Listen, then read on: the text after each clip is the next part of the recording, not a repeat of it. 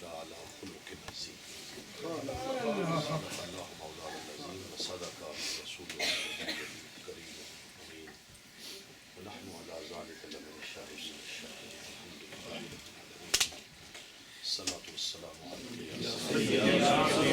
الصلاۃ والسلام علیک یا حمد و ثنا درود و سلام کے محباب گرامی قدر حضرات، یہ بزم روحانی اور نورانی محفل مبارکہ حضور شیخ المشاہد آپ کی نگاہ خاص کا یہ فیضان ہے، بہت بڑا احسان ہے یہاں ہم سب پر مقابری ہمیشہ ہم سب کے لیے باعث خیر و برکت ہوتی ہے، اور آپ کا یہاں پر جتنے غلام موجود ہیں بہت خوبصورت خطابات بھی کیے ہیں، نبی پاک علیہ السلام کی بارگاہ میں دعائے عقیدت پیش کیے ہیں، ایک ایک حرف کے اندر جہاں ثواب ہے اجر ہے وہاں پر اپنے پیر و مرشد کا فیضان محسوس ہوتا ہے۔ میں صرف جی تو یہ چاہتا تھا جب بھی کوئی بیان کرتا تھا تو اس کے بعد ایک نیا ذہن بن جاتا تھا، اگر اس پر یہ بات کی جائے اس پر یہ بات کی جائے، تو میرے ذہن میں وہ اہم باتیں جو اسی ڈسکس سے اکٹھی کی ہیں میں حضرت داتا گنج بخش علی حضوری رحمۃ اللہ تعالیٰ علیہ، آپ کشف المحجوب میں جو تصوف کی پہلی کتب جیسے ہے، رسالہ قشیریہ سے بھی یہ پہلی کتاب ہے، آپ فرماتے ہیں حضرت امام محمد بن علی بن حسین بن علی رضی اللہ تعالی عنہ سے یہ روایت فرماتے ہیں کہ آپ سے پوچھا گیا کہ تصوف کیا ہے۔ حضرت جو روایت ہے سند جو میں نے پیش کی ہے یہ امام محمد باقر ہیں، امام جعفر صادق کے والد امام زین العابدین کے لخت جگر۔ تصوف کی کیا تعریف ہے؟ عطا صاحب نے ان کا یہ قول نقل کیا کہ فمن زاد فی الخلق زاد فی التصوف،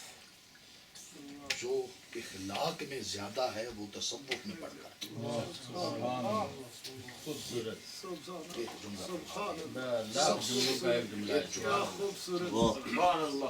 اب اس ہی بات کو سید عالم صلی اللہ علیہ وسلم کی شان میں پروردگار عالم فرماتا ہے وَإِنَّكَ لَعَلَىٰ خُلُقٍ عَظِيمٍ۔ اللہ کریم نے حضور علیہ السلام کو جتنی شانیں عطا فرمائیں بلکہ ہر شان عطا فرما دی، اور ہر شان اللہ نے عظیم سے عظیم تر ہی عطا یعنی کبھی آپ یہ کمپیئر نہ کریں کہ آپ کا خلق عظیم ہے تو کسی اور طرف آپ کہیں گے کہ وہ کم ہے، نہیں، حضور علیہ السلام کی ہر ادا جو ہے وہ عظیم سے عظیم۔ میں اس خلق پر، خلق کے کئی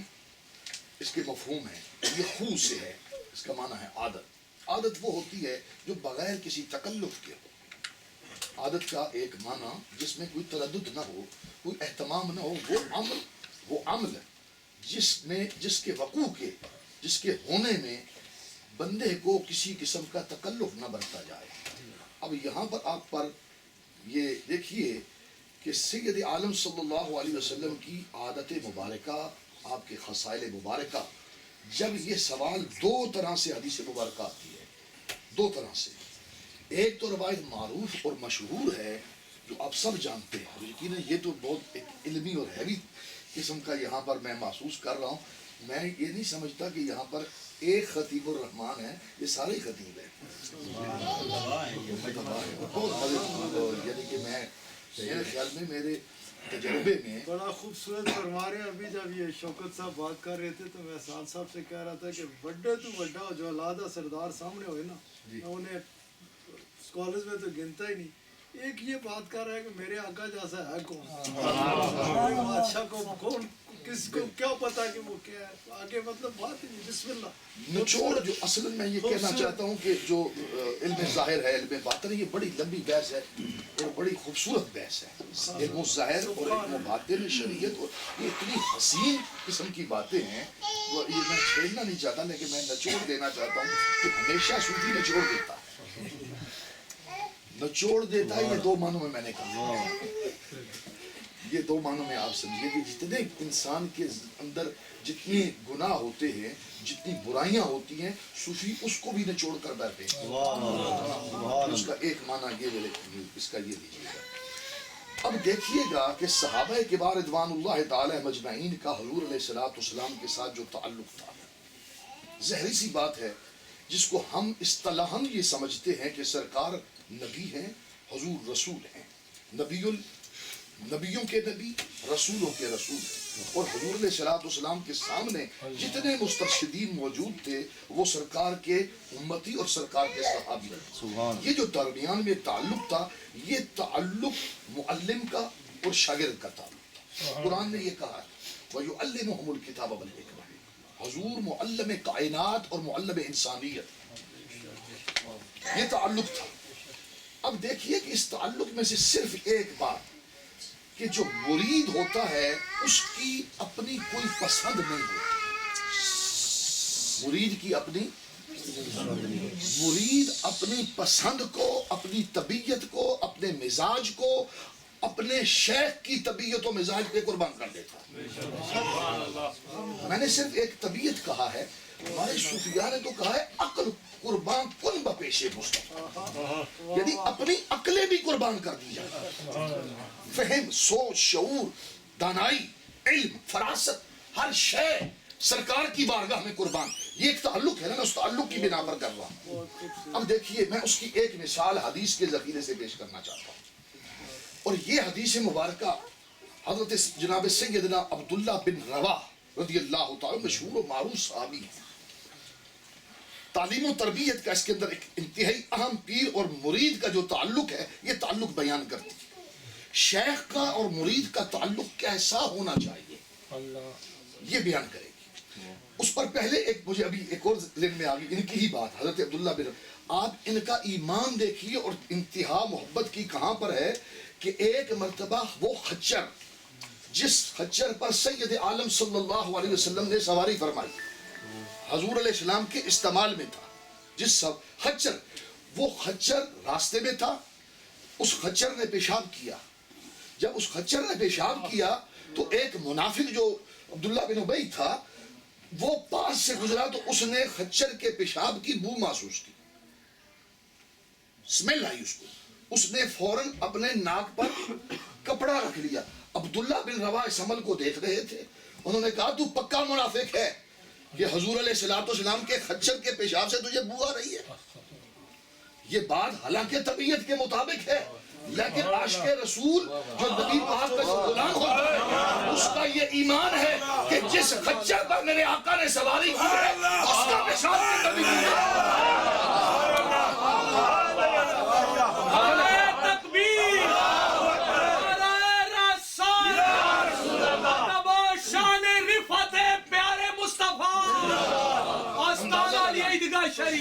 یہ جو آستانہ عالیہ عیدگاہ شریف کا طرہ امتیاز ہے نا، ادب اور تعظیم، اس کی وجوہات ہیں یہ پورے، میں مزید لفظوں کو میں مختصر کرتے ہوئے آگے بڑھتا ہوں۔ یہی عبداللہ بن رواح رضی اللہ تعالیٰ عنہ، آپ کی ایک لونڈی تھی، رنگ کی سیاہ، بالکل حبشی نسل تھی۔ وہ جو لونڈی ہوتی ہے وہ زر خرید، اور اس سلسلے کو، غلامی اور لونڈی کے سلسلے کو تاجدار کائنات صلی اللہ علیہ وسلم نے اس روح زمین سے ختم فرما دیا، اس کی اپنی الگ تفسیر۔ اب چونکہ یہ عرب کے اندر ایک رواج تسلسل موجود تھا، اس کو تدریجاً، چونکہ یہ ایک، اس کو آپ کہیں کہ یہ کیپٹل تھا، ان کا سرمایہ تھا، زر خرید تھے، پیسہ خرچ ہوا تھا، تو اس کو ایک تسلسل کے ساتھ اس کو ختم کرنا۔ لیکن اس سے پہلے کی بات، اتفاقاً کسی معاملے میں ان کو تھپڑ لگ گیا۔ عبداللہ بن رواح رضی اللہ تعالیٰ عنہ نے اپنی اس لونڈی کنیز کو تھپڑ لگا دیا. لگ تو گیا, اب دل کے اندر احساسات جاگے کہ یہ ہوا مجھ سے کیا, یہ تو غلط ہو گیا. اب اپنے اس گناہ کو لے کر, اس شرمندگی کو لے کر سرکار دو جہاں صلی اللہ علیہ وسلم کی بارگاہ میں حاضر ہو جاتے ہیں. اب سرکار کی بارگاہ میں آ کر جب پوچھا, میری بہنیں بھی یہاں پر تشریف فرما ہیں, وہ بھی اس بات کو بڑے غور سے سنیں گی. جب انہوں نے یہ اپنا معاملہ پیش کیا کہ مجھ سے ایسا واقعہ ہو گیا, سرکار نے اب جو سوال کیا, آپ نے فرمایا یہ بتاؤ کہ جو تمہاری لونڈی ہے, یہ غلام جو کنیز ہے, یہ اللہ پر ایمان رکھتی ہے؟ کہا ہاں. مجھ محمد صلی اللہ علیہ وسلم کی نبوت اور رسالت پر یقین رکھتی؟ کہا جی. نماز قائم کرتی ہے؟ جی جناب. وضو اچھے طریقے سے کرتی ہے؟ کہا جی وضو اچھے طریقے سے کرتی ہے. سرکار نے فرمایا وہ تو مومنہ ہے.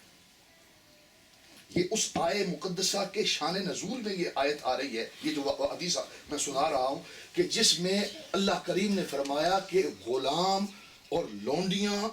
مومنہ مشرکہ عورتوں سے ہر حال میں بہتر ہے. یہ اس کے نیچے آ رہی ہے. یہ جب یہ ساری تفصیل ہو چکی, سرکار نے فرمایا تو نے زیادتی کی,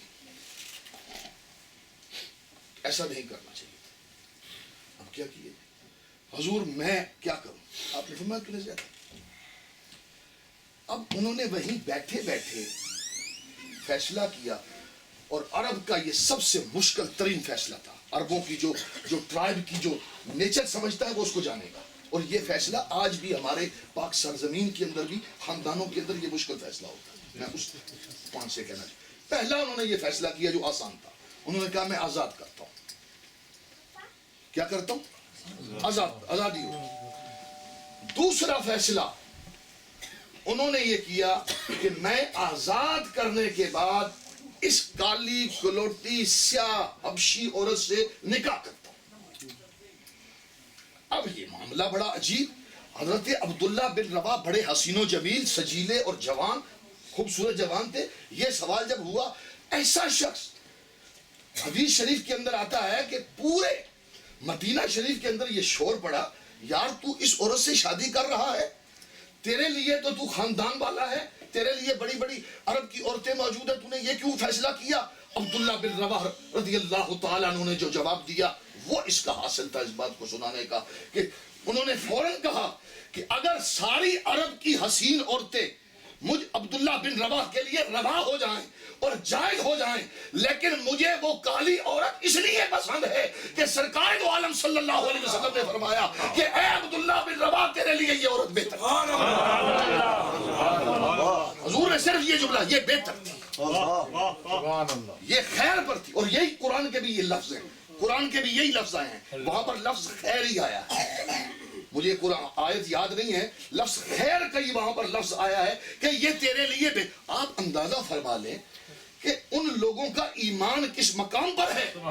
سرکار کے ساتھ تعلق کیسا ہے. اور یہ مشکل ترین فیصلہ, یہاں سے یہ سبق ملتا ہے کہ جو شیخ کامل ہوتا ہے اس کے سامنے آپ کی ہر طرح کی زندگی سامنے ہونی چاہیے, اور ہر فیصلہ آپ کے پیر کے لیے مکمل اختیار ہونا چاہیے, اور پھر آپ کی ہر پسند اور آپ کی ہر جو طبیعت ہے وہ شیخ کے سامنے قربان ہونی چاہیے.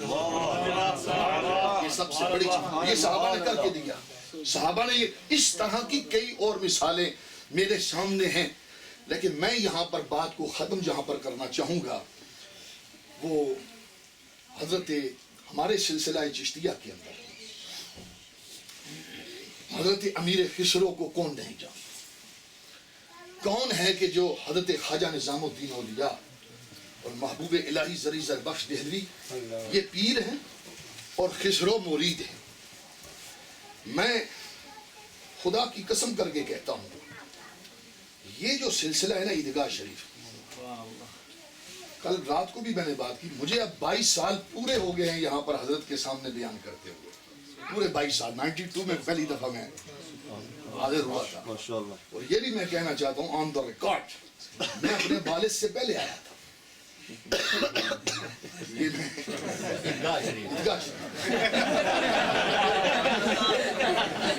چونکہ پیچھے سیاق موجود ہے عیدگاہ شریف تو پھر جملہ میں نے حذف کیا کہ میں وہاں پر حضرت کی خدمت میں اگر آپ نے محسوس کیا ہے تو میں حاضر ہوا 22 سال پورے ہو. اور یہ جو انداز ہے چشتیہ سلسلے کے اندر بڑے اور سہروردیہ سلسلے کے اندر بڑے تسلسل کے ساتھ ایک کیفیت ملتی تھی جو پھر ہم نے موجودہ پچھلے پورے 50 سالوں میں اس سے پیچھے کا مجھے واقعہ پھر حافظہ فتویٰ لگا دیں گے اس سے پیچھے 50 سالوں کا تو مجھے علم نہیں لیکن جو تاریخ معلوم ہوتی ہے ایک ہسٹری ہوتی ہے جس کو تاریخ معلوم کہتے ہیں وہاں تک مجھے قسم سے میں یہ بات کہتا ہوں پورے پاک و ہند کے اندر چونکہ پورا ہندوستان اللہ کے فضل سے جو خانقاہی نظام میں نے پورے ہندوستان میں گھوم کے دیکھا ہوا ہے پورے پاک و ہند کے اندر پورے سلسلہ نقشبندیہ کے اندر یہ شان نہیں ملتی جو عیدگاہ شریف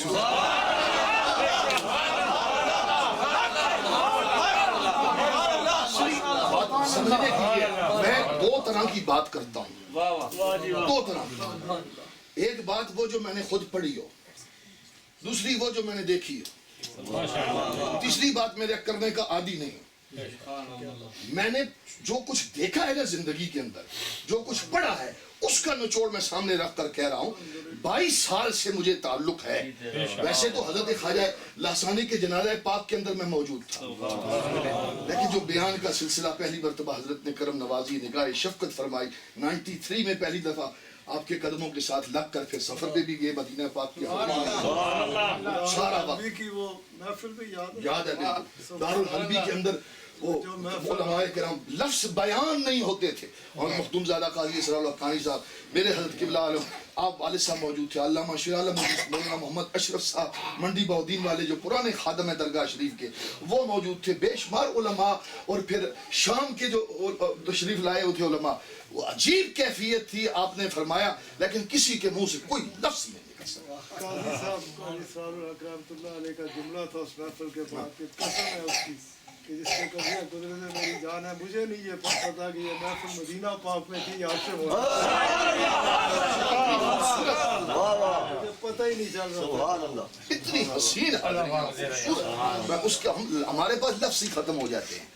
ہم حسین کہہ کے لاجواب کہہ کے بے مثال کہہ کے ہم ختم ہو جاتے ہیں وہ حاضریاں کوئی لفظوں سے بھی اوپر حقیقت بات بتاؤں مجھے اتفاق حاصل ہوا یہ جو سلسلہ ہے نا آپ کا پیری اور مریدی یہ باپ بیٹے کا رشتہ ہے کوئی بیٹا کوئی اولاد باپ بیٹا جو ان کے درمیان حجاب نہیں ہوتے پردے نہیں ہوتے جس طریقے سے آج کے اس موجودہ دور جو بڑا پرفتن دور ہے میڈیا آپ سب لوگ دیکھتے ہیں کہ تصوف کے بہت سے دشمن ہیں اور ان کو دشمنی کا موقع جو ملا ہے وہ حق ہے جو کچھ مناظر ہمیں نظر آ رہے ہیں نا خانقاہوں کے اندر وہاں پر واقعہ تن زوال و انحطاط ہے اس زوال و انحطاط کے دور کے اندر اس تباہی اور گمراہی کے دور کے اندر جو صحیح معنی کے اندر وہ تصوف جس تصوف کی بنیاد سید عالم صلی اللہ علیہ وسلم نے صفا کے چبودرے کے اندر رکھی تھی اس تصوف کی خوشبو اور شمع عیدگاہ شریف اس لیے یہ کہنا چاہتا ہوں ہمیں پروٹیکٹ کرنا ہوتا ہے ہمیں دفاع کرنا ہے ممبروں پر جلسوں میں مناظروں میں تقریروں میں ہمیں بولنا پڑتا ہے اور مخالف ہم پر اعتراض کرتا ہے یہ ہوا یہ وہ عیدگاہ شریف کا آستانہ ہے ان کی طرف کوئی انگلی اٹھائے تو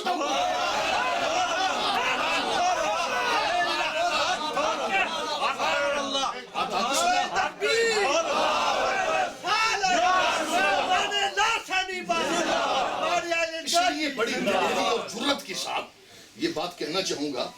ہم ان کے محتاج ہیں یہ ہمارے محتاج نہیں یہ ذہن میں رکھیے ہمیں تقریم دیتے ہیں عزت دیتے ہیں یہ ان کا بڑا پن ہے بڑی نوازش و احسانات ہے ان کا ورنہ عموماً جو علماء میں تو کسی سچی بات ہے حافظ صاحب اس بات کے گواہ ہیں پر 12 سال ہو گئے مجھے کبھی کسی نے کسی مجلس میں دیکھا ہی نہیں میں جاتا ہی نہیں یہ واحد مجلس ہوتی ہے جہاں پر میں 12 گھنٹے بیٹھنا پڑے میں چلا جاتا ہوں بالکل ذہن میرا تھوڑا الٹ ہو جاتا ہے لیکن خدا کی قسم کر کے کہتا ہوں کہ یہ واحد آپ نے جب بھی حضرت آئے میں موجود ہوں اس کے علاوہ کون ہے جو مجھے کسی نے کہاں دیکھا ہو اس کی وجہ یہی ہے کہ یہ وہ جگہ ہے جہاں ہم بے فکر ہو کے بیٹھتے ہیں. قرآن ہے، حدیث ہے، وہی راستہ ہے، وہی جادہ ہے. شریعت کا مکمل جو طریقہ سرکار نے عطا فرمایا یہ نہ ادھر ادھر سے ادھر ہے نہ ادھر سے ادھر. بے فکر ہو. اس لیے میں کہنا چاہتا ہوں کہ جڑے رہو پیر کے ساتھ، اس طرح سے تعلق رکھو. ہر شے چونکہ ان کا تعلق گنبد خضرا سے ہے، سرکار کی بارگاہ سے ہے، اور حضور کی بارگاہ سے سب کچھ ملتا ہے. اور جو کچھ بھی، میں لفظ کچھ نہیں کہنا چاہتا، سب کچھ چونکہ ملتا ہے. اور پھر جو ملتا ہے وہ آپ کو پیر کے ذریعے سے ملے. فیضان جو گنبد خضرا کا جو فیضان ہے وہ پیر کے ذریعے سے ہو کے ملے. حاضری بھی جب دینا تو شیخ کے ذریعے سے حاضری دینے کا مطلب یہ ہوتا ہے حاضری دیں گے ضرور پر لگے گی تب جب شیخ ساتھ ہو. قبول و منظور ہونا یہ اس لیے بڑے بڑے علماء کی یہ خواہش ہوتی ہے کہ حضرت کے ساتھ حاضری دے کہ تاکہ حاضری لگ جائے، حاضری قبول ہو جائے. تو میری یہ ان لفظوں پر ہی دعا ہے. میں حضرت خواجہ میر خسرو کی بات سنانا چاہتا تھا لیکن وقت زیادہ نہیں میں دینا چاہتا. اللہ تعالیٰ جل شان اس فیضان کو جاری و ساری فرمائے.